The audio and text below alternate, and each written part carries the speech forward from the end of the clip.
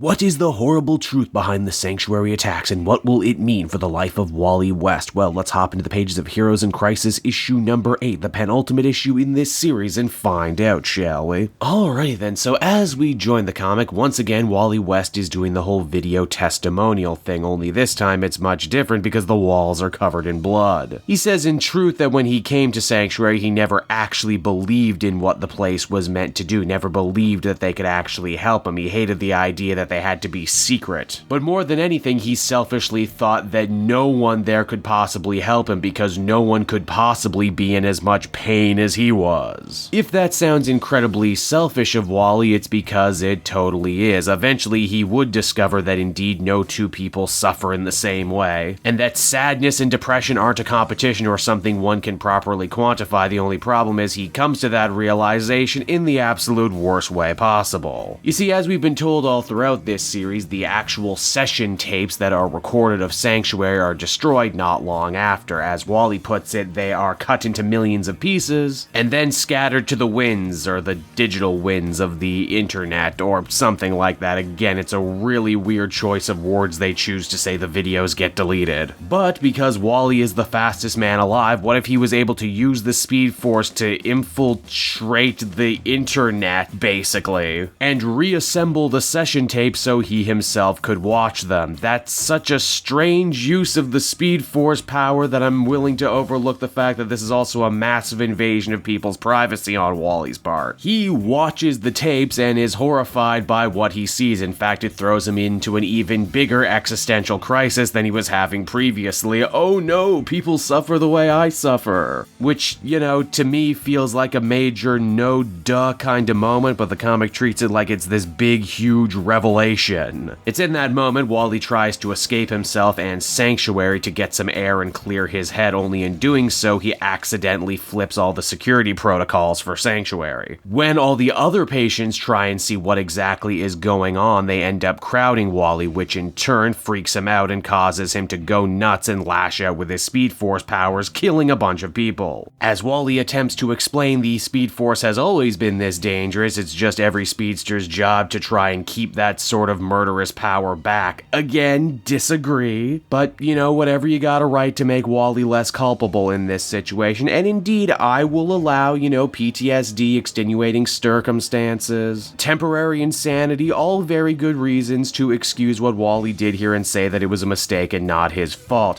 What it doesn't do is explain what he does next. You see, realizing what he's done and how horribly boned he is, Wally uses his super speed to go about covering his tracks. You see, not only was Wally able to watch all of the Sanctuary tapes, but doing so means he essentially took control of the hospital via the Speed Force internet. And because of that, he was able to hack the hospital's VR system to trick Booster Gold and Harley Quinn into thinking that each one of them was actually responsible for killing Wally. And then just to really sell this frame up, Wally also traveled to 5 days in the future to grab a future version of himself to kill, come back, and place his body on the pile with all the others. But he also knew it was only a matter of time before Batman and Flash, two of the greatest detectives in the universe, would come to look over the scene, and because of that, he used his own knowledge of crime scene investigation to put in a bunch of red herring clues that would end up going nowhere, like the Joker teeth, and perhaps my personal favorite, the Puddler graffiti.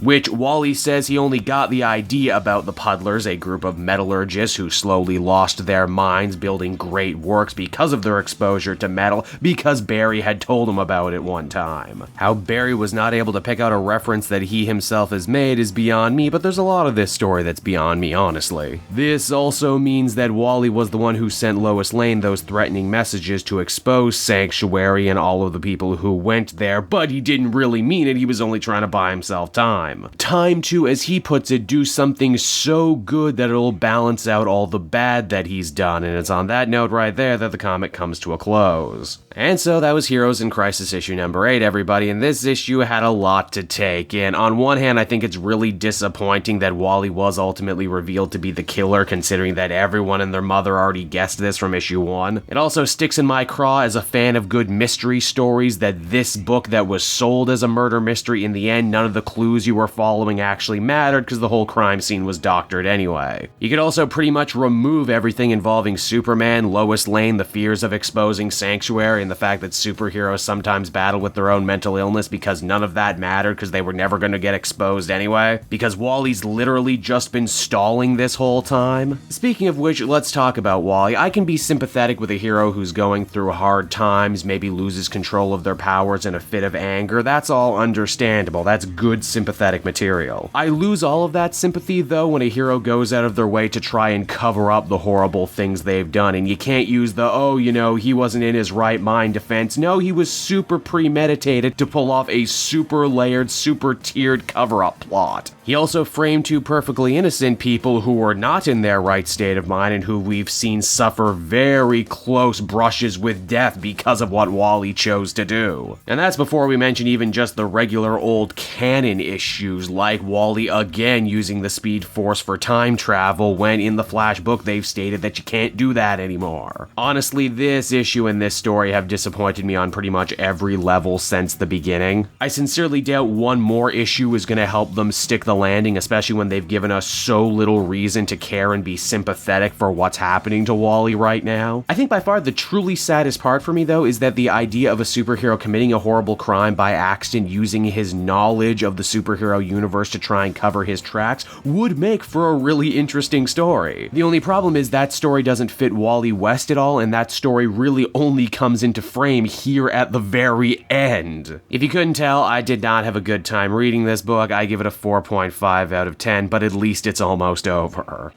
Hey there everyone, Cape Joel again. Thank you so much for watching to the end of the video. I hope you enjoyed it, and if you did, why not take a look at some of these other videos I have available from the channel. Then you can follow me on Twitter and Facebook at Cape Joel, so you're always up to speed on what I'm doing next. And hey, if you're feeling in a charitable mood, why not check out my Patreon page. Patrons get exclusive access to videos and content before anyone else, and you can do so for as little as $1 a month. So, until next time everyone, this has been Cape Joel, and I will be continuing to make more comic book videos that smack of greatness. Bye-bye.